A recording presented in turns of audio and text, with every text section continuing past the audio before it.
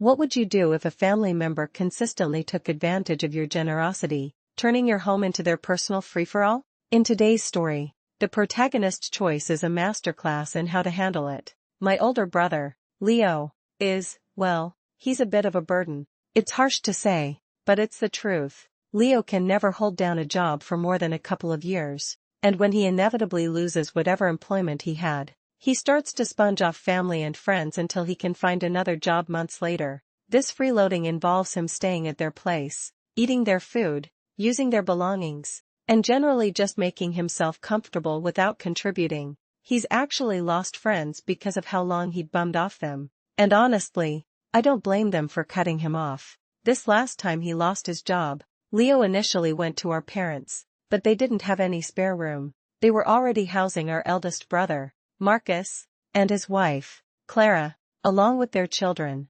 Marcus's entire crew had been laid off without warning, and Clara's workplace had burned down, leaving them unable to afford their rented home. So, Leo was pretty much out of luck. That's when our parents, our Aunt Beatrice, and Uncle George all started calling me, practically begging me to take him in just long enough for him to get back on his feet. I, stupidly, allowed myself to feel sorry for him and agreed. But I set a firm condition: he had only a few months to find another job, or he was out on the street. They all, including Leo, chorused, "Of course, of course." And so, he came to stay with me. It quickly became a nightmare. Leo is an absolute slob. He never washes dishes. His clothes pile up for weeks, and he eats pretty much whatever he pleases without asking or replacing anything. I guess, since I'm his little sister, he figured he could just ignore me when I told him to get his act together. After 6 grueling months, I finally told him he had to leave.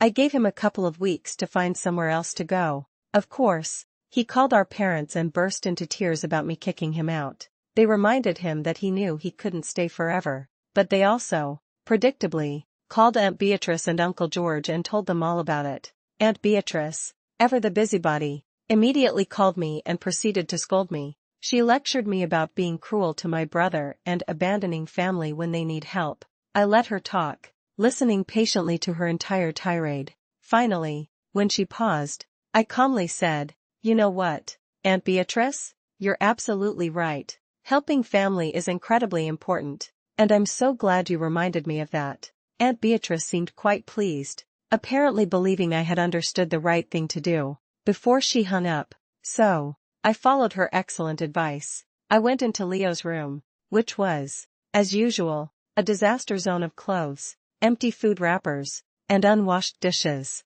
With a newfound sense of purpose, I calmly started packing his belongings. I couldn't take care of him anymore. He was running all my utility bills sky high, and my groceries seemed to vanish overnight. But Aunt Beatrice had made a truly valid point: family should help each other. This reveals Aunt Beatrice's greatest fatal flaw, her self-righteousness, which ultimately sealed her fate. I packed Leo's bags, gathered his scattered belongings, and drove him directly to Aunt Beatrice's house. She certainly had plenty of room since all her own children had moved out years ago. I helped him carry his bags inside, gave Aunt Beatrice a sweet smile, and then left before she could fully process what was happening. I wasn't even halfway home before my phone started buzzing relentlessly with multiple calls from both my parents and Aunt Beatrice. My parents were demanding to know why Aunt Beatrice was blowing up their phones. Aunt Beatrice, on the other hand, was leaving voicemails filled with shouts, ordering me to come back and get your brother.